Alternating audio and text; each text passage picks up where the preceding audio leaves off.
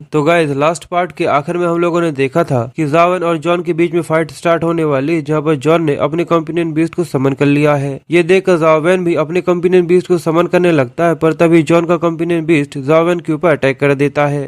पर जावन उसे देखकर एक इंटेंस लुक देते हुए कहता है, मेरा मतलब ये था कि मैं 1 मिनट के अंदर इस सबको खत्म कर दूंगा। अब हमें जावन और जॉन के बीच की फाइट दिखाने वाले हैं, इसलिए ये वीडियो काफी इंटेंस हो रही है और ये काफी एक्साइटिंग भी होगी, इसलिए इसे लास्ट तक जरूर देखिएगा। अब हमें आगे की सीन में दिखाते कि टीचर फेंग भी ये सब ऊपर से देख रही थी और वो जॉन के कंपेनियन बीस्ट को देखकर काफी सरप्राइज होते हुए कहती है, ये तो holy spear knight of the royal county knight है। लेजेंड्स में इस नाइट के बारे में कहा जाता है कि होली स्पीयर नाइट हिस्ट्री में लोगों की टेबल्स को बदल देने वाला कंपेनियन बीस्ट हुआ करता था। इसकी डिस्ट्रक्टिव स्ट्रेंथ लेजेंडरी रैंक के स्ट्रॉन्गेस्ट कंपेनियन बीस्ट में से एक है। जॉन के कंपेनियन बीस्ट ने जावैन के ऊपर अटैक कर दिया था, जिसे जावैन बड़े ही आराम से खड़ा होकर वहीं पर देख रहा था। पर तभी अचानक से जावैन के पीछे से उसके डिमोनिक जनरल का हाथ आता है, जो कि जॉन के कंपेनियन बीस्ट के स्पीयर को बड़े ही आराम से रोक लेता है और उसका लुक काफी ज्यादा इंटेंस लग रहा था। फिर वो होली नाइट को पीछे की तरफ धकेल देता है, जिसकी वजह से वो भी काफी ज्यादा दूर चला गया था। लीजियन ये देखकर काफी हैरान होता है और चिल्लाते हुए कहता है, ये तो एक म्यूटेटेड डिमोनिक जनरल है, पर आखिर जावैन के पास ही कब आया। आजन भी जावैन के कंपेनियन बीस्ट को देखकर काफी हैरान थी और वो अपने मन में कहती कि बिल्कुल भी सही नहीं है, ये किसी भी तरीके से कोई भी नॉर्मल म्यूटेटेड जनरल नहीं लग रहा। और हमें सामने का लोग दिखाते कि जावैन का डिमोनिक जनरल बहुत ज्यादा पावरफुल और बहुत ज्यादा इंटेंस लुक दे रहा था। जॉन भी ये देखकर काफी सरप्राइज था और वो अपने मन में कहता है, आखिर इसने मेरे होली स्पीयर नाइट के अटैक को कैसे रोक लिया। फिर वो होली नाइट और डिमोनिक जनरल दोनों एक दूसरे में भिड़ जाते हैं, जहाँ पर उनकी पावर्स बहुत ज्यादा थी। उन दोनों को इस तरीके से फाइट करते हुए देखकर सभी लोग बहुत ज्यादा एक्साइटेड हो रहे थे और लीजियन जावैन की तारीफ करते हुए कहता है कि अगर ऐसा ही चलता रहा तो जावैन को इसे 1 मिनट के अंदर हराने में कोई भी दिक्कत नहीं आने वाली। जॉन भी ये देखकर थोड़ी सी टेंशन में था, पर साथ ही वो अपने मन में कहता है कि तुम्हें क्या लगता है कि तुम मेरे होली स्पीयर नाइट को इतने आसानी से हरा सकते हो, पर अगर तुम यही सोचते हो कि तुम इसके अटैक को ब्लॉक कर इसको रोक सकते हो तो तुम पूरी तरह से गलत हो। ये कहते हुए वो अपनी लाइव प्रोविडियंस को इस्तेमाल करता है, जिसकी वजह से होली नाइट अपने सबसे ज्यादा बड़े पावरफुल स्किल को इस्तेमाल कर सकता है। पर तभी डिमोनिक जनरल अपने एब्जॉर्ब स्टार पाम स्ट्राइक को इस्तेमाल करता है और ये देखकर जॉन काफी हैरान हो गया था और वो चिल्लाते हुए कहता है, क्या आखिर ऐसा कैसे हो सकता है। और हमें आगे दिखाते हैं कि डिमोनिक जनरल ने होली नाइट को गले से पकड़ा हुआ था, जिसके बाद वो अपने आयरन पाम का इस्तेमाल करते हुए उसके ऊपर एक जोरदार पंच मारता है, जिसकी वजह से होली नाइट के आर्मर के चीथड़े चीथड़े बगड़ जाते हैं। जॉन ये देखकर पूरी तरह सुनसन्नाट खड़ा हुआ था। सच में बेचारे जॉन के साथ यहाँ तो स्कैम हो गया। उसने ऐसा सोचा भी नहीं होगा कि जावैन के पास इतनी ज्यादा पावर है जितने वो सपने में भी नहीं सोच सकता। और जावैन जॉन के सामने बड़े स्टाइल के साथ खड़ा हुआ था और उसका डिमोनिक जनरल अब अपने पास वापस जा रहा था। और लीजियन ये देखकर काफी खुश होता है और वो हंसते हुए जावैन से कहता है कि जावैन तुम सच में बहुत ज्यादा अमेजिंग हो। ये देखकर सब समझ में आ गया कि जॉन का ये सेटन वाला टाइटल तो बस एक दिखावे का है। पर आज जावैन की फाइट को काफी करीब से ऑब्जर्व कर रही थी और वो इस चीज को नोटिस कर लेती है कि जावैन के डिमोनिक जनरल ने यहाँ पर 2 तरीके के एसएस एनर्जी आर्ट को इस्तेमाल किया था। अब जावैन यहाँ पर फाइट को जीत चुका था, इसलिए वो स्टेडियम छोड़कर जाने लगता है। पर जॉन अपनी हार का बदला तो जावैन से लेना चाहता था, इसलिए वो इतने जल्दी हार नहीं मानने वाला था। वो जल्दी से अपने होली आर्मर को एक्टिवेट करने लगता है और जावैन को प्रोवोक करते हुए उससे कहता है, जावैन तुम सच में काफी ज्यादा स्ट्रांग हो, मैं इस चीज को मानता हूँ, तो चलो इस बार क्यों ना हम लोग सीरियसली लड़ते हैं। ये देखकर जावैन उससे कहता है कि तुम तो पहले से ही लूजर हो, तो आखिर सबको कंटिन्यू करने से क्या मतलब है। और लीजुयान भी पीछे से चिल्लाते हुए जॉन से कहता है, आखिर तुम एक लूजर होने के बाद भी इस तरीके से बार बार चिल्लाते क्यों रहते हो।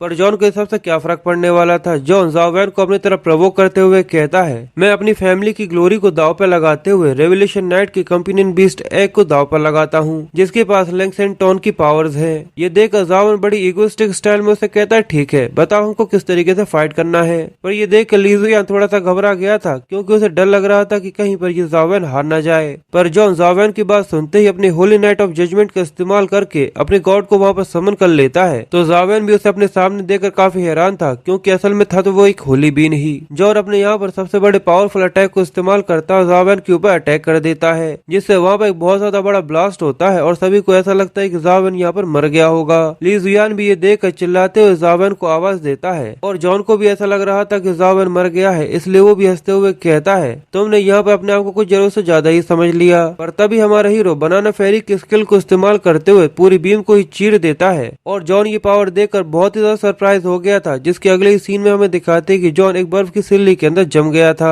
और जावेन ये सब करने के बाद उससे कहता है कि तुम फिर से हार चुके हो। अब हमें आगे दिखाते हैं कि जावेन ने अपने एक पंच के साथ अपनी बर्फ को तोड़ दिया था, जिसकी वजह से जॉन उससे आजाद हो गया था और वो वहाँ पर बेहोश हो गया था। जिसके बाद जावेन वहीं पर पड़े हुए कंपेनियन बीस्ट के एग को उठाते हुए कहता है, मुझे लगता है कि ये मेरा है। जिसके बाद टीचर फेंग भी वहाँ पर मेडिकल टीम को बुलाते हुए जॉन को देखने का बोलती है, पर आज वहाँ से जाते हुए काफी गुस्से में थी और वो अपने कपड़ों को खींचते हुए अपने मन में कहती तो अब तक जावेन अपनी रियल कॉम्बैट एबिलिटीज को छुपा कर रखे हुए था। हमें आगे दिखाते कि जावेन और लीजुयान दोनों ही बहुत ज्यादा खुश होते हैं और टीचर फेंग भी जावेन की एबिलिटीज को देखकर काफी सरप्राइज थी। जिसके बाद हमें नेक्स्ट सीन में दिखाते हैं कि जावेन अपने घर आ चुका था और वो रिबिलियस नाइट के कंपेनियन बीस्ट एग को स्कैन कर देखता है कि उसके स्टेटस क्या दिखाते हैं। तो जावेन उसके स्टेटस देखकर काफी सरप्राइज हो जाता है, क्योंकि उसके स्टेटस काफी ज्यादा इंटेंस थे। जावेन ये देखकर बहुत ज्यादा शॉक होते हुए कहता है, ये तो बहुत ही ज्यादा स्ट्रॉन्ग है। एक ऐसा कंपेनियन बीस्ट जिसके पास 4 स्किल्स है और उसके सभी एट्रीब्यूट्स 9, ये तो बिल्कुल मेरे डिमोनिक जनरल की तरह ही परफेक्ट है। पर साथ ही उसके दिमाग में एक बात और आती है और वो कहता है, पर ये काफी ज्यादा अजीब है, क्योंकि ये companion beast holy spear knight से बहुत ज्यादा स्ट्रॉन्ग है, तो आखिर जॉन ने अभी तक इसको हैच क्यों नहीं किया था और आखिर उसने पैलेडिन नाइट के कंपेनियन बीस्ट एग को बेड पर क्यों लगाया। इसलिए वो नेट पर इसके बारे में सर्च करके देखता है कि रेबिलियन नाइट के बारे में उसे कुछ पता चल जाए। तो जावेन को इंटरनेट पर सर्च करने के बाद लैंसलॉट की हिस्ट्री के बारे में पता चलता है कि लैंसलॉट आर्थर लेजेंड में एक बहुत ज्यादा लेजेंडरी बीन था, जो कि किंग आर्थर के टेबल को बदल देने की ताकत रखता था और साथ ही वो किंग आर्थर के फर्स्ट फादर का भाई भी था। लैंसलॉट के किंग आर्थर के ग्रेटेस्ट नाइट होने की वजह से वो बहुत ज्यादा पावरफुल होने के नाते वो बहुत ज्यादा हेल्पफुल भी था और सभी लोग उससे बहुत ज्यादा प्यार भी करते थे। पर जब लैंसलॉट का किंग आर्थर की वाइफ के साथ एक रोमांटिक रिलेशनशिप हुआ, यानी उन लोगों के बीच में एक फिजिकल रिलेशन हुआ, तो इसकी वजह से आर्थर की टेबल पूरी तरह से कोलैप्स हो गई। और जब जावेन पैलेडिन नाइट के लाइफ प्रोविडेंस को चेक करता है तो उसके ऊपर लिखा हुआ था नाइट ऑफ डेस्टिनी। ये देखकर जावेन के मन में एक और बात आती है और वो अपने मन में कहता है, लैंसलॉट के किंग आर्थर के सर्वेंट होने के बाद भी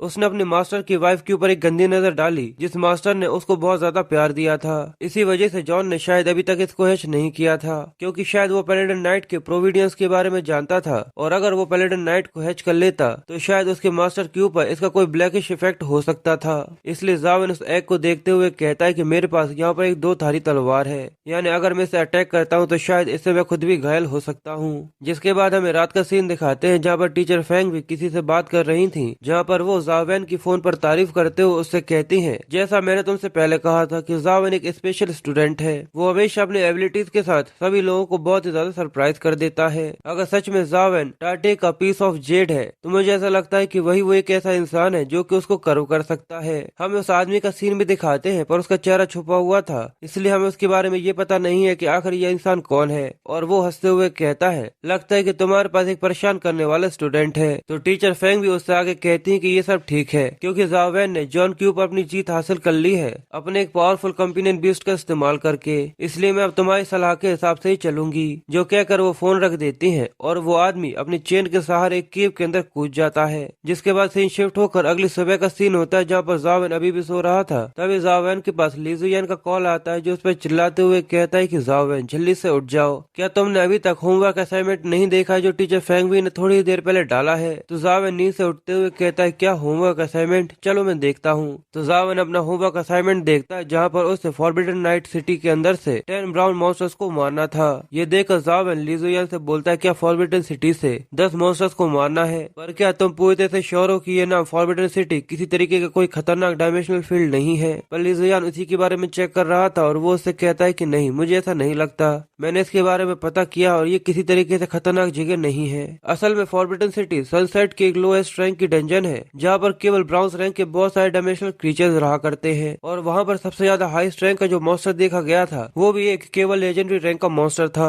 पर वहाँ पर केवल एक ही वजह है जिसकी वजह से उसे फॉरबिडन सिटी कहा जाता है, क्योंकि फॉरबिडन सिटी के अंदर एक अजीब तरीके की मिस्टीरियस पावर है जिसमें किसी भी तरीके की कंपेनियन बीस्ट के कांटेक्ट कांटेक्ट में आने के बाद ये पूरी तरह से इम्पॉसिबल हो जाता है कि तुम वहाँ पर किसी भी तरीके के डायमेंशनल क्रीचर को समन कर सको। जिसके बाद अब हमें फॉरबिडन सिटी का एक सीन दिखाया जाता है जहाँ पर सुयोन और लीजुयान लेजेंडरी रैंक के ब्राउन बीस्ट से लड़ रहे थे, जहाँ पर उन दोनों को इस मॉन्स्टर से लड़ने में बहुत ज्यादा दिक्कत आ रही थी और ज़ावेन उसके चेहरे को पकड़कर उसके चेहरे को खींचता है और वही लीजुयान अपने पावर्स की मदद से उसके पैरों के ऊपर अटैक करता है। पर लीजुयान बहुत सारे अटैक करने के बाद भी उससे कहता है आखिर मेरे इतने ज्यादा अटैक करने के बाद भी ये अभी तक पूरी तरह से ठीक क्यों है। जो कहते हैं वो अपने इमॉर्टल वॉर गॉड का इस्तेमाल करता है और उसके ऊपर अटैक कर देता है, पर इस अटैक से भी उस मॉन्स्टर के ऊपर ज्यादा असर नहीं होता और इसकी वजह से लीजुयान पीछे की तरफ फेंका जाता है। ये देखकर वो कहता है कि इसका डिफेंस बहुत ही ज्यादा खतरनाक है। और वही दूसरी तरफ ज़ावेन अपने कट स्टार क्यू सोर्ड का इस्तेमाल करता है, उसके ऊपर स्लैशेस लगाने की कोशिश करता है। इस अटैक की वजह से उस मॉन्स्टर के ऊपर थोड़ा सा इफेक्ट पड़ता है। ये देखकर लीजुयान भी चिल्लाते हुए कहता है कि ज़ावेन ये अटैक उसके ऊपर काफी ज्यादा इफेक्टिव है, इसलिए इसी तरीके से उसके ऊपर अटैक करते हुए उसे मार दो। पर अगली सीन में हमें दिखाते हैं कि ज़ावेन वहाँ से भागते हुए लीजुयान से कहता है कि मेरे सारे के सारे अटैक्स और एनर्जी पूरी तरह से खत्म हो चुकी है और जो अटैक मैंने अभी किया था वो मेरा आखिरी अटैक था। ये देखकर लीजुयान की जान हलक में आ जाती है और वो चिल्लाते हुए कहता है क्या, जिसके बाद वो दोनों ही वहाँ से निकल कर बाहर आ जाते हैं और लीजुयान की हालत बहुत ज्यादा खराब थी और वो उससे कहता है कि टीचर फेंग ने इन्फॉर्मेशन देते हुए ये नहीं कहा था कि इन ब्राउन मॉन्स्टर्स के एट्रीब्यूट काफी ज्यादा एवरेज है। पर ये देखकर तो ऐसा लगता है कि ये किसी आयरन बोल्ट की तरह है और ये बहुत ज्यादा हार्ड है।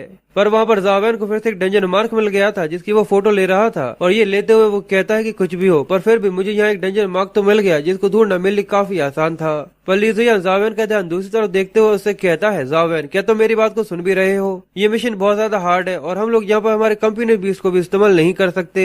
जिसके बाद ज़ावेन के घर आने के बाद का सीन होता है जहाँ पर ज़ावेन अपने खून को बर्बाद करते हुए फॉरबिडन सिटी का एनालिसिस कर रहा था, जहाँ पर वो उस मॉन्स्टर से काफी बार हारने के बाद कहता है यहाँ पर इस मॉन्स्टर से काफी बार हारने के बाद कम से कम आखिरकार मुझे यहाँ पर इसकी वीकनेस के बारे में पता चल चुका है। जो कहते हैं वो जंप करके उस मॉन्स्टर के ऊपर आ जाता है और वहाँ पर हमें उस मॉन्स्टर की पीठ को दिखाया जाता है जहाँ पर ज़ावेन उसके ऊपर प्रेशर डालता है जिसकी वजह से वो मॉन्स्टर वहीं के वहीं हार कर गिर जाता है। और फिर उस मॉन्स्टर को मार देने के बाद ज़ावेन कहता है कि इन ब्राउन मॉन्स्टर को मूवमेंट करने के लिए इनर एनर्जी की जरूरत होती है जिसकी मदद से ये अपने अटैक और डिफेंस को इस्तेमाल कर सकते हैं। पर अगर यहाँ पर ब्राउन मॉन्स्टर की एनर्जी की फ्लो को ही तोड़ दिया जाए तो ये लोग यहीं पर पूरी तरह से खत्म हो जाते हैं और यही इनके एक वीक पॉइंट है कि बहुत सारे टेस्ट देने के बाद मुझे ये समझ में आ गया है इन ब्राउन मॉन्स्टर के ऊपर एक मार्क होता है जिसको पूरी तरह से तबाह करने पर ये सब मारे जाते हैं। पर यहाँ पर जितने भी मॉन्स्टर्स हैं उनके वीक पॉइंट अलग अलग जगह पर है।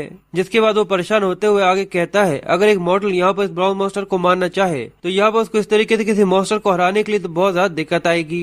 जिसके बाद सीन शिफ्ट होकर फिर से सनसेट कॉलेज के ऊपर आ जाता है जहाँ पर लीजुयान के पास एक नोटिफिकेशन आती है। ज़ावेन ने यहाँ पर लीजुयान को वो फाइल सेंड करी थी जहाँ पर उसने उस मॉन्स्टर की वीक पॉइंट के बारे में बताया था। लीजुयान की हालत बहुत ज्यादा खराब थी और वो पूरी की पूरी बॉडी के ऊपर मरहम-पट्टी करवा कर बैठा हुआ था। वो उस फाइल को देखकर कहता है कि आखिर ये क्या है, पर जब वो उस फाइल को चेक कर लेता है तो वो सोते हुए ज़ावेन को जगाते हुए कहता है कि सच में ज़ावेन आज मैंने उस मॉन्स्टर को हरा दिया। ये देखकर ज़ावेन को कांग्रेचुलेट करता है और लीजुयान उससे आगे कहता है ज़ावेन सच में तुम बहुत ज्यादा कमाल के हो, यहाँ पर तुम्हारी फाइल के अकॉर्डिंग मैंने काम किया जिसकी वजह से मैंने अकेले इस मॉन्स्टर को यहाँ पर हरा दिया। पर साथ ही वो ज़ावेन से आगे कहता है कि जो स्ट्रेंज सी फाइल आज तुमने मुझे वो भेजी थी वो बहुत ज्यादा डिटेल में थी, पर ज़ावेन आखिर वो फाइल तुम्हें कहाँ पर मिली। तो ज़ावेन उसकी बात सुनने के बाद कहता है कि ये सब छोड़ो, पर एक मॉडल वहाँ पर मॉन्स्टर को मारने के लिए उसको बहुत ज्यादा एफर्ट का इस्तेमाल करना पड़ेगा, पर अब इस सब के बाद वो भी बड़े आराम से उस ब्राउन मॉन्स्टर को मार सकता है। पर साथ ही वो उससे आगे कहता है क्या तुम्हें ऐसा लगता है कि इंटेल यहाँ पर बेची जा सकती है। तो लीजुयान मुस्कुराते हुए कहता है कि जरूर, इसमें कोई भी दिक्कत नहीं है, इसकी वजह से तुम बहुत ज्यादा अमीर हो जाओगे।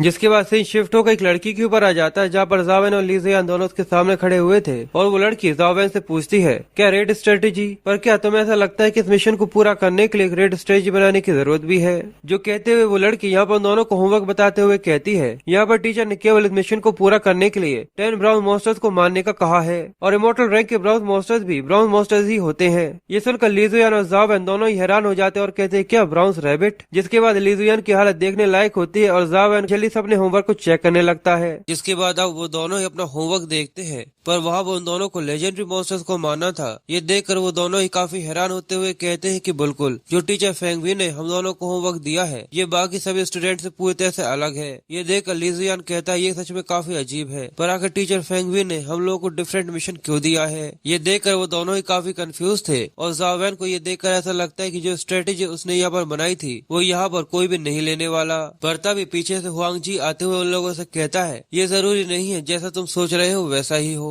क्योंकि ये सब स्पेशल रिक्रूटमेंट वाले क्लासेस के स्टूडेंट्स के लिए ही है और उन लोगों को भी वही होमवर्क दिया है जो कि तुम लोगों को मिला है। वो दोनों ही हुआंग जी को वहाँ पर देखकर काफी सरप्राइज थे और हुआंग जी वहाँ पर ज़ावेन की स्ट्रेटेजी को अच्छे से पढ़ने के बाद कहता है मैंने इस चीज को कभी भी नोटिस नहीं किया था कि तुम लोगों ने सच में इस चीज के ऊपर रिसर्च करी है और किस तरीके से लेजेंडरी रैंक के ब्राउन मॉन्स्टर को मारा जाता है इसके बारे में पूरी डिटेल लिखी है। मुझे लगता है कि मुझे इसे मेरे गेम के अंदर इम्प्लीमेंट करना चाहिए। तो ज़ावेन उसकी बात सुनने के बाद पूछता है सीनियर स्पेशल रिक्रूटमेंट वाले स्टूडेंट्स क्या मेरी ये रेड स्ट्रेटेजी लेंगे। तो ये सुनकर हुआंग जी उससे कहता है कि नहीं और साथ ही वो लोगों को इसकी वजह बताते हुए कहता है क्योंकि स्पेशल रिक्रूटमेंट वाले सभी स्टूडेंट्स की जनरली देखा जाए तो सभी की अलग अलग प्राइड है और अगर वो यहाँ पर दूसरे स्टूडेंट्स की स्ट्रेटेजी पर रिलाई करते हुए अपने मिशन को पूरा करेंगे इसका मतलब तो यही है कि वो लोग इस चीज को एडमिट कर रहे हैं कि उन लोगों के स्किल्स दूसरे स्टूडेंट्स के स्किल्स अच्छे नहीं है, इसी की वजह से उन लोगों को स्ट्रेटेजी के ऊपर रिलाई करना पड़ रहा है। अब ज़ावेन और लीजुयान ये बात सुनते ही वहाँ से जाने लगते हैं और वो कहते हैं ये देखकर ऐसा लगता है कि हम लोगों ने यहाँ पर बेमतलबी मेहनत करी। पर ज़ावेन उससे कहता है मैं फिर भी यहाँ पर यही चाहता था कि मैं इसको बेचकर थोड़ा बहुत पैसा कमा सकूं। पर हाँ जी उन दोनों को रोकते हुए कहता है कि रुको रुको पहले कम से कम मुझे मेरी बात तो पूरी करने दो। जिसके बाद हुआंग जी ज़ावेन को वहाँ पर रोककर उससे आगे बोलता है भले ही यहाँ पर सभी लोग तुम्हारी रेड स्ट्रेटेजी इस मिशन को पूरा करने के लिए ना ले पर फिर भी यहाँ पर ऐसे कई सारे लोग हैं जो कि फॉरबिडन सिटी के रिकॉर्ड्स को तोड़ने के लिए इसे ले सकते हैं। पर ये सुनकर ज़ावेन अजीब सा मुंह बनाते हुए उससे कहता है कि सीनियर आखिर आप हमेशा रिकॉर्ड्स को तोड़ने के पीछे क्यों पड़े होते हैं। तो वो भी उसे खुश फंसाते हुए कहता है कि पैसा कमाने के लिए। जिसके बाद वो उसे आगे बताते हुए कहता है यहाँ पर ऐसे कई सारे लोग हैं जो कि डेफिनेटली तुमसे अकेले में आकर इस चीज को जरूर लेना चाहेंगे क्योंकि उन लोगों का गोल रैंकिंग रेसिंग में सबसे ऊपर आने पर है। अब ज़ावेन रैंकिंग रेसिंग के बारे में सुनकर इसके बारे में सोचते हुए कहता है मैंने इसके बारे में सुना था। तो हुआंग जी उसे बताता है कि हाँ लोटस केव के अंदर फेंग क्यूआई और ज़ाओलू दोनों इस चीज की वजह से मेरे रिकॉर्ड तोड़ने के पीछे पड़े हुए थे और वो लोग ये बात कर ही रहे थे पर तभी अचानक ज़ावेन के पीछे फेंग क्यूआई आ जाता है जो कि उसे पकड़ लेता है और वो उसे पकड़ते हुए कहता है कोच आखिरकार मैंने आपको ढूंढ ही लिया। जिसके बाद वो उसे वहाँ से खींचते हुए ले जाने लगता है और कहता है कोच समय हो गया है चलिए अब लेसन लेते हैं। पर ज़ावेन वहाँ से खींचा जा रहा था और वो अपने पैंट को पकड़ते हुए कहता है कि जल्दी से रुक जाओ अगर तुम ऐसे ही करते रहोगे तो यहाँ तो मेरे पैंट ही उतर जाएगी।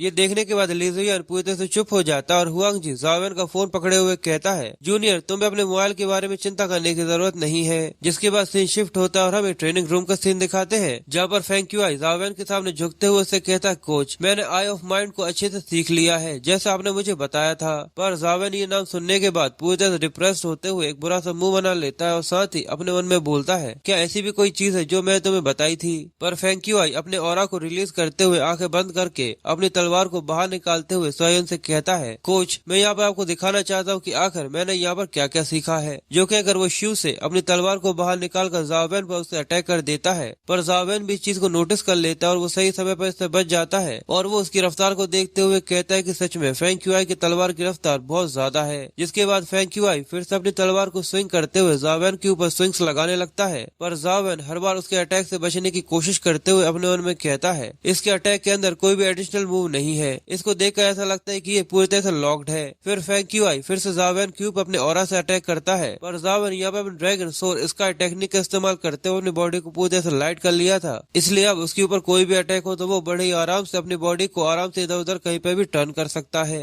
अब फेंग क्यूआई रेगुलर उसके ऊपर अलग अलग पोजीशन से अटैक करता है तो ज़ावेन अपने स्किल का इस्तेमाल करते हुए हर बार उसके अटैक से बच जाता है और साथ ही वो अपने मन में बोलता है the eye of the mind. सच में ये सुनने के बाद मुझे ऐसा लग रहा है कि जैसे इस ब्लेड की आंखें हों जो रेगुलर मुझे ही देखी जा रही है। और ऐसे उन दोनों की ट्रेनिंग आधे घंटे से ज्यादा देर तक चलती रहती है। जिसके बाद फेंग क्यूआई फिर से अपनी तलवार को अपने पास रख लेता है और फेंग क्यूआई भी इस तरीके से अपनी तलवार को घुमाते हुए काफी थक चुका था और वो ज़ावेन से कहता है मुझे पता है कि मैं अभी इस करंट सिचुएशन में नहीं हूँ और न इस रेल तक पहुँचा हूँ जहाँ पर मेरे कोच है, पर मैं कोशिश करूंगा कि जितने जल्दी हो सके मैं आप तक पहुँच जाऊँ। पर जितने भी अटैक मैंने करे थे आपको कैसा लगा? क्या आपको ऐसा लगता है कि मैं उस रेल में पहुँच चुका हूँ जहाँ पर मैं किसी का भी सामना कर सकूँ? पर यहाँ पर सबके बीच में फेंग क्यूआई ने ज़ावेन की टी शर्ट को फाड़ दिया था। ये देखकर ज़ावेन अपने मन में कहता है भले ही ये देखने में काफी ज्यादा सिमिलर हो पर फिर भी ये डीटिंग से पूरी तरह से अलग है और इसका रेल भी पूरी तरह से अलग है। और इस सब के बाद जावेन फेंग क्यूआई से बोलता है, फेंग क्यूआई, अगर मैं तुम्हें सच बताऊं तो ऐसी कोई भी टेक्निक नहीं है जो कि मैं तुम्हें समझा सकूं या तुम्हें बता सकूं।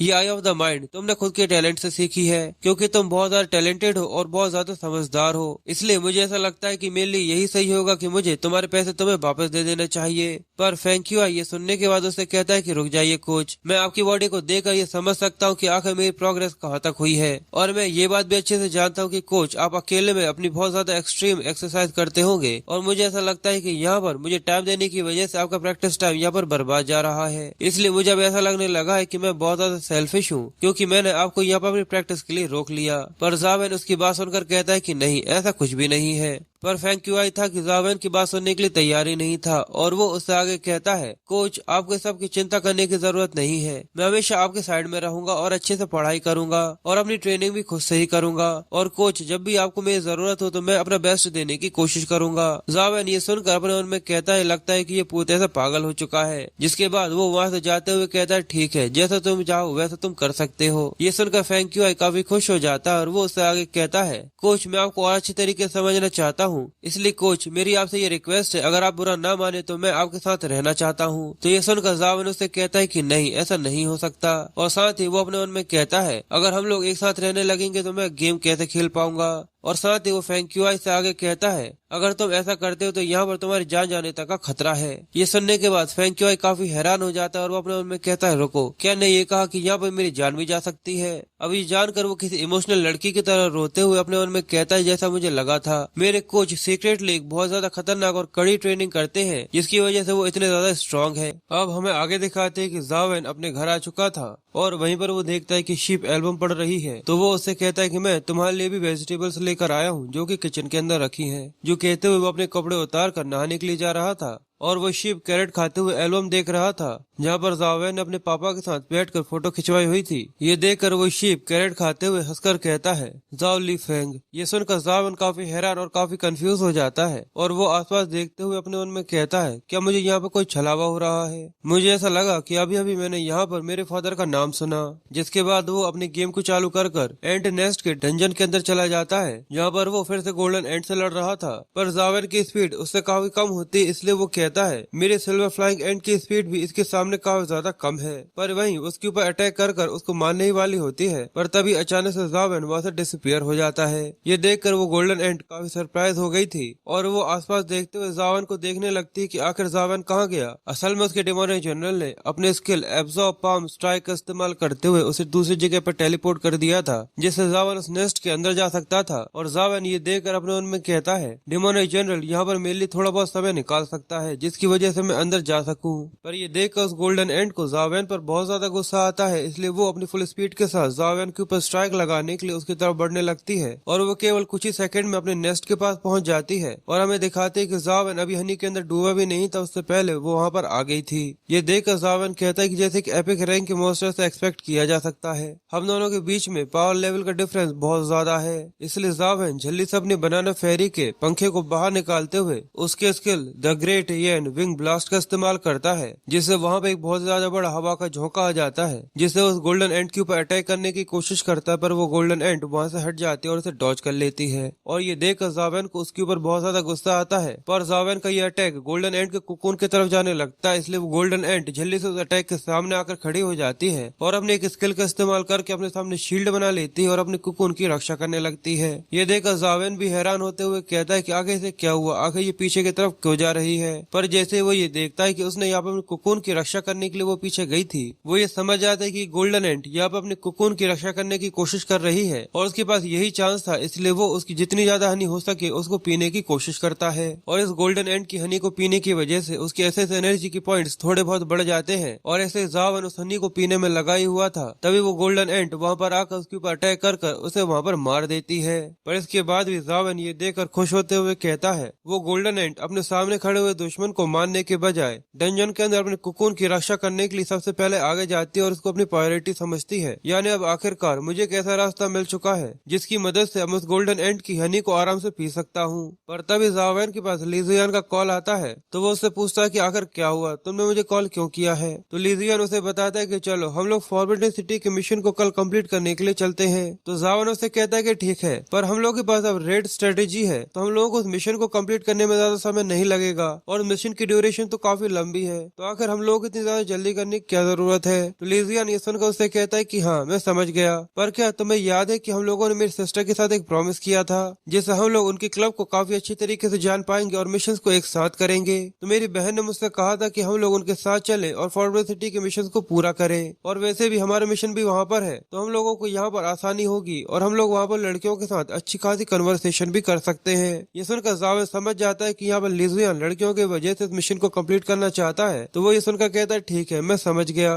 जो कहकर ज़ावेन तो फोन रख देता है। पर तभी लीजियन की बहन उसके सामने आकर उससे कहती है कि जाओ लाओ। ये सुनकर वो चिल्लाते हुए कहता है कि सिस्टर मैं तुमसे कितनी बार कहा है कि मुझे इस नाम से मत बुलाया करो, पर वो उसे बताती कि अभी मैंने एक दूसरे ग्रुप की रिक्वेस्ट को एक्सेप्ट किया है और वो लोग भी हमारे साथ ज्वाइन कर इस मिशन को पूरा करना चाहते हैं। यानी ये एक्टिविटी तो जितनी मैंने सोची थी उससे भी ज्यादा एक्टिव निकली। जिसके बाद हमें अगले दिन का सीन दिखाते जब फॉरबिडन सिटी में बहुत सारे लोग आ चुके थे और वहाँ पर ज़ावेन उन लोगों को देखकर कहता है सच में यहाँ पर तो बहुत सारे लोग हैं। जिसके बाद वहीं पर खड़ा हुआ हाफेंग वियान यानी काउंसिल प्रेसिडेंट से कहता है आखिर यहाँ पर स्टूडेंट काउंसिल के प्रेसिडेंट क्लब एक्सचेंज में क्या कर रहे हैं, क्या सीनियर वी यहाँ पर प्रेसिडेंट सक्सेसर के इस्तेमाल करते हुए लोगों का दिल जीतना चाहते हैं। तो ये सुनकर वी गुस्से में उससे कहता है तुम्हारा ये ग्रुप सबसे ज्यादा परेशानी खड़े करने वाले लोगों का है, तुम्हारे ग्रुप के जितने भी लोग हैं वो सबसे ज्यादा परेशानियां खड़ी करते हैं और स्कूल का कोई भी नियम नहीं मानते, इसलिए मैं यहाँ पर तुम लोगों के ऊपर नजर बनाने के लिए आया हूँ। और यहाँ पर उन दोनों के बीच में आग लगी हुई थी जो देखकर ज़ावेन थोड़ा सा कंफ्यूज हो रहा था। जिसके बाद वहाँ पर वियान आते हुए उससे कहती है तुम्हें काफी लंबे समय के बाद देखकर काफी अच्छा लग रहा है, तुम उस फाइट के बाद काफी फेमस हो चुके हो। तो ज़ावेन भी सीनियर वियान को वहाँ पर देखकर उससे कहता है ये तो आप है।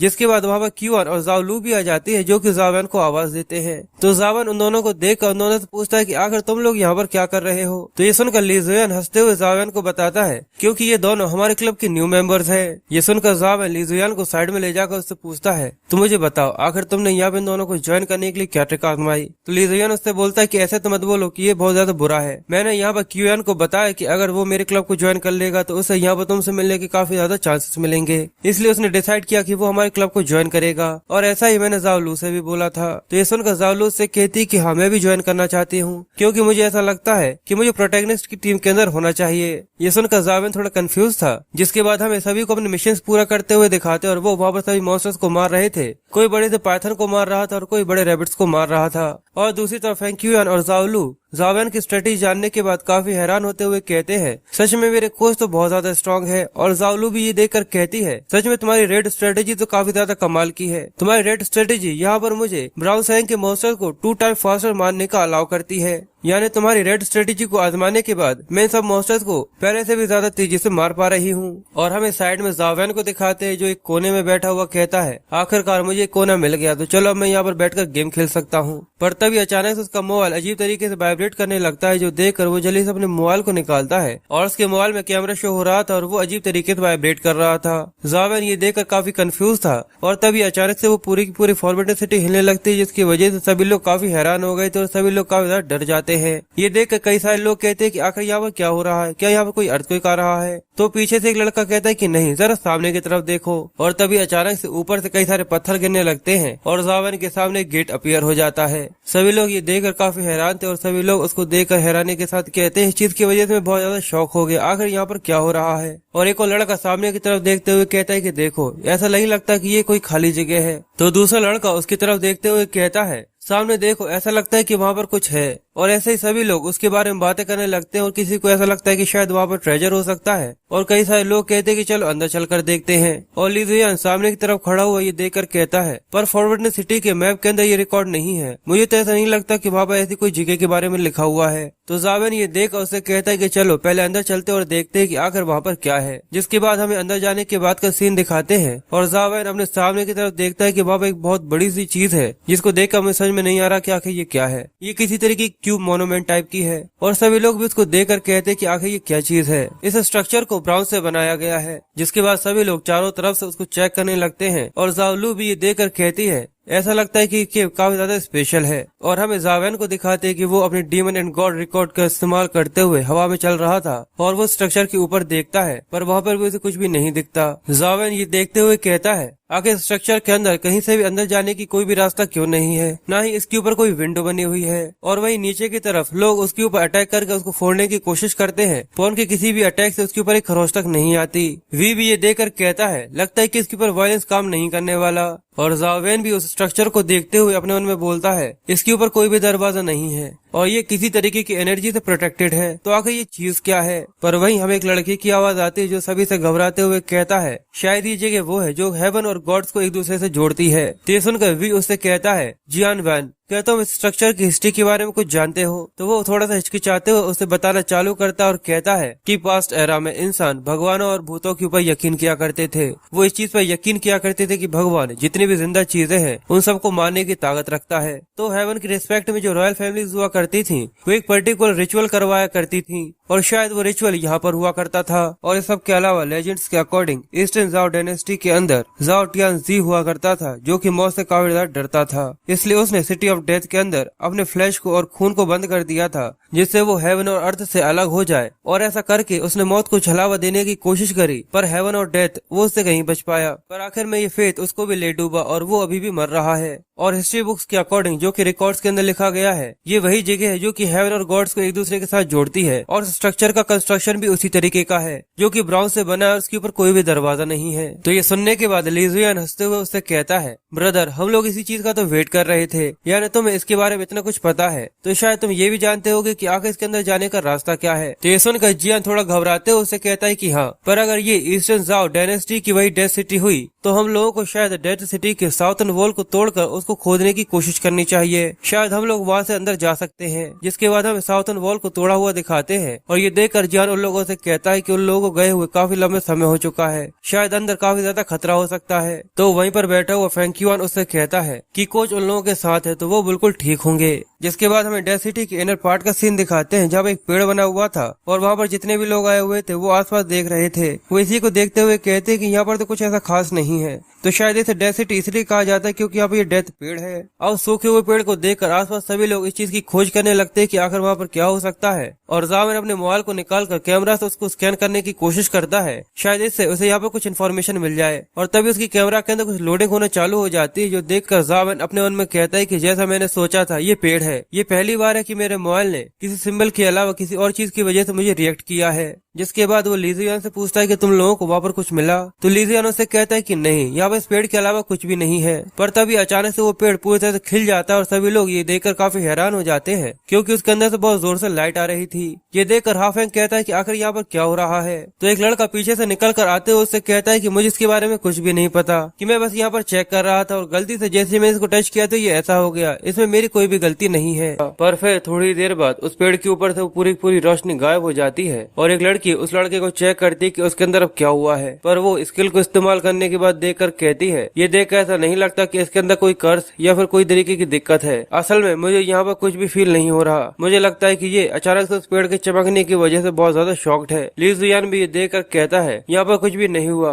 तो आखिर ये पेड़ अचानक से चमकने क्यों लगा था। जावेन उससे कहता है कि पता नहीं। और जाओलू उस पेड़ के पास जाकर उससे कहती है कि सच में ये काफी ज्यादा क्यूरियस है। जिसके बाद वो भी उस पेड़ को टच कर देती है और जैसे उस पेड़ को टच करती है तो वो अचानक से रेड कलर के अंदर शाइन करने लगता है, यानी फिर से चमकने लगता है। जाओलू भी ये देखकर कहती है कि इस बार ये रेड कलर के अंदर शाइन कर रहा है। पर लीजुयान झल्ली से उसको दूर करते हुए कहता है कि जाओलू क्या तुम पूरी तरह से ठीक हो, क्या तुम्हें कोई अनकंफर्टेबल फील तो महसूस नहीं हो रहा। पर जाओलू स्माइल करते हुए कहती है कि इस बार अलग कलर, मुझे लगता है कि यहाँ पर इसके अलावा कुछ भी नहीं हो रहा। पर जावेन ये देखकर अपने मन में कहता है ये काफी अजीब है, जैसे कोई इंसान को टच करता है तो ये पेड़ अलग कलर के अंदर चमकने लगता है और फिर लीजुयान उसे टच करता है जिससे वो येलो कलर के अंदर चमकने लगता है। तो ये देखकर जावेन उससे कहता है ये देखना काफी ज्यादा अजीब है कि ये पेड़ किस तरीके से चमक रहा है, पर शायद हमारे लिए यही अच्छा होगा कि हमें इसे इस इस तरीके से टच नहीं करना चाहिए, पर ज्यादातर लोग उसे टच कर कर कर देखने लगते हैं, जिसकी वजह से वो पेड़ हर बार अलग अलग कलर के अंदर शाइन करता है। ये देखना उन्हें काफी ज्यादा कमाल का लग रहा था और वो ये देखना चाहते थे कि आखिर उनका कलर कौन सा है। पर ज़ाओ वैन को इस समय जरा सा भी इंटरेस्ट नहीं था और वो ये देख रहा था कि आखिर उसकी डाउनलोडिंग अभी तक क्यों नहीं हुई। डाउनलोडिंग अभी भी चल रही है। फिर वहाँ से वापस आने के बाद का सीन होता है और वो लोडिंग अभी भी चल रही थी। ज़ाओ वैन नहा कर आने के बाद देखता है ये डाउनलोडिंग अभी भी नहीं हुई है। फॉरबिडन सिटी से आए हुए काफी लंबा समय हो गया, ना जाने ये लोडिंग कब कंप्लीट होगी। फिर वो उस डाउनलोडिंग के ऊपर टैप कर कर देखता है, पर उससे भी इसके ऊपर कोई भी रिएक्शन नहीं आता। ये देख ऐसा लगता है कि तब तक ये डाउनलोडिंग कंप्लीट नहीं होती उसे वेट करना होगा।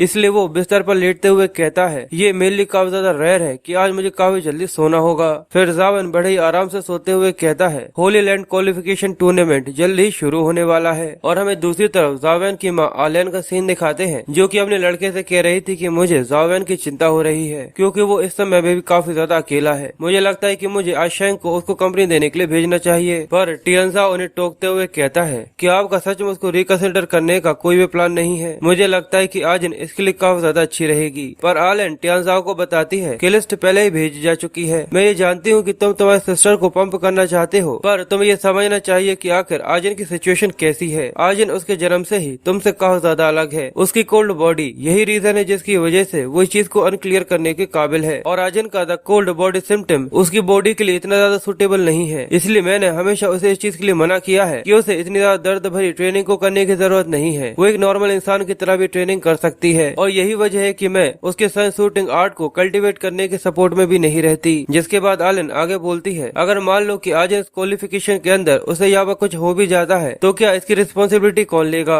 और मैं यहाँ पर मेरी फैमिली के किसी और इम्पोर्टेंट इंसान को नहीं खोना चाहती। ये कहकर तो आलियन वहाँ से चली जाती है, पर आजिन गेट के पीछे से ये सब सुन रही थी। यानी गाइस आलियन सच में यहाँ पर कितनी ज्यादा बुरी है। वो ज़ाओ वैन को यहाँ पर कुछ भी हो जाए उससे कोई भी फर्क नहीं पड़ता, पर वो यहाँ पर अपनी लड़की की चिंता कर रही है, जिसकी वजह से वो यहाँ पर आजिन को यहाँ पर कोई भी ऐसा रिस्क वाला काम नहीं करने देना चाहती जिससे उसकी जान के ऊपर बनाए। सच में अपने अपने होते और सौतेले सौतेले बेचारा ज़ाओ वैन। Come to the topic. अब ये बात सुनने के बाद आजिन को बहुत ज्यादा गुस्सा आता है और वो जल्दी से वहाँ से निकलकर ज़ाओ वैन से मिलने के लिए चली जाती है। बाहर जोरदार बारिश हो रही थी और इधर ज़ाओ वैन की डाउनलोडिंग भी कंप्लीट हो चुकी थी। उस पेड़ का नाम है डेथ ट्री। ज़ाओ वैन ये देखकर कहता है कि आखिरकार डाउनलोडिंग कंप्लीट हो गई, पर ये नाम सच में काफी ज्यादा स्कैरी है। फिर वो खून लगाकर अपने अवतार को डेथ ट्री के सामने खड़ा कर देता है। पर ज़ाओ वैन इसको देखकर अपने मन में यही सोच रहा था कि इस पूरी डेथ सिटी के अंदर से आखिर ये पेड़ ही क्यों, आखिर ये पेड़ अकेला ही मेरे फोन के डंजन में बनकर क्यों आया है। मुझे ऐसा लगता है कि इसके पीछे शायद इस पेड़ के पीछे कोई न कोई सीक्रेट हो सकता है। पर तभी उसके गेट पर कोई आकर नॉक नॉक करता है, जो देखकर वो कंफ्यूज हो गया था कि आखिर इस समय कौन हो सकता है। और जैसे ही ज़ाओ वैन गेट खोलता है तो वो अपने सामने आजिन को देखकर काफी हैरान हो जाता है, जो कि पानी में पूरी तरह से लथपथ गीली हुई थी और उसकी हालत काफी खराब थी। पर आजिन ज़ाओ वैन से कहती है कि ज़ाओ वैन मैं चाहती हूँ कि तुम अभी मुझसे लड़ो। ये कहकर वो उससे लड़ने के लिए तैयार थी, पर ज़ाओ वैन ऐसा कहता है कि बिल्कुल। जिसके बाद वो उसे अंदर ले जाकर काउच पर बिठाकर उसको टॉवल दे देता है और साथ ही वो उससे कहता है मुझे ऐसा कोई भी एग्रीमेंट तुमसे याद नहीं है जिसमें हम लोगों को फाइट करना था। तुम्हारा बाथरूम ऊपर की तरफ है, इसलिए जाओ पहले कपड़े बदल के आओ फिर मेरे पास आना। पर आजिन का मूड खराब था और वो उससे कहती है तुम लेजेंडरी रैंक तक पहुंच चुके हो, तुम्हारे पास बहुत सारे स्ट्रॉन्गर कंपेनियन बीस्ट भी हैं, तो आखिर तुम यहाँ पर हेजिटेट क्यों हो रहे हो। तो ज़ाओ वैन आलियन से बोलता है कि मुझे पता है कि तुम यहाँ पर होली लैंड क्वालिफिकेशन की वजह से आई हो, पर मैं तुम्हें सच बताऊं तो मुझे इस क्वालिफिकेशन के अंदर जरा सा भी इंटरेस्ट नहीं है। अगर तुम चाहो तो मैं सिस्टर लैन से इसके बारे में बात कर सकता हूँ, जिससे मैं उन्हें समझाकर ये चीज तुम्हें वापस दिलवा दूं। तो ये सुनने के बाद आजिन किसी बच्चे की तरह रोने लगती है और वो कहती है कि बिल्कुल मुझे पता है कि अगर मैं तुम्हें यहाँ पर हरा भी दूंगी तो इसका मतलब ये नहीं है कि मैंने उन्हें प्रूव कर दिया, पर मैं वो क्यों नहीं हूँ, पर आखिर उन्होंने मुझे रिकंसिडर क्यों नहीं किया। और साथ ही वो आगे बच्चों की तरह रोते हुए अपने बड़े बड़े आंसुओं को टपका कर कहती है मैंने अपनी पूरी जिंदगी को इस चीज के अंदर रिस्क में डाल दिया जिससे मैं होली लैंड क्वालिफिकेशन के लिए अपने आप को प्रूव कर सकूं, पर उसके बाद भी ये चीज तुम्हें आसानी से मिल गई और मुझे इसके लिए हार माननी पड़ी। मैंने पूरी सनशूटिंग आर्ट को कल्टीवेट किया, पर तुमने इस चीज को जरा सा भी सीरियस नहीं लिया और किसी और आर्ट को कल्टीवेट किया। मैं हमेशा इस आर्ट को कल्टीवेट करती रहती हूँ और मेरी कोल्ड बॉडी सिम्टम की वजह से मैं हमेशा दर्द में रहा करती हूँ। ये जरा सा भी फेयर नहीं है, बिल्कुल भी फेयर नहीं। आगे सारी की सारी चीजें तुम्हें क्यों दी है, तुम इतने ज्यादा खुश क्यों हो। पर तभी ज़ाओ वैन के फोन पर किसी का कॉल आता है और वो देखता है कि ली जुएन का कॉल आया है। पर जैसे ही वो ली जुएन की बात सुनता है तो वो ये सुनकर काफी हैरान हो जाता है और ली जुएन ज़ाओ वैन को बताता है कि हमारी टीम के बहुत सारे लोग जो कि डेथ सिटी के अंदर गए थे अचानक से मारे जा जा चुके हैं और ज़ाओलू भी उन्हीं में से एक है। और इतनी ज्यादा दिल दहला देने वाली बात के साथ ये पार्ट यहीं पर खत्म हो जाता है। आई होप आप लोगों को ये एक्सप्लेनेशन पसंद आई होगी। अगर आप लोगों को मेरी एक्सप्लेनेशन पसंद आई हो तो प्लीज वीडियो को लाइक कमेंट शेयर जरूर कर दीजिएगा और ऐसी एक्साइटिंग वीडियोस के लिए सब्सक्राइब कर लीजिएगा। मैं मिलता हूँ आप लोगों से नेक्स्ट वीडियो में।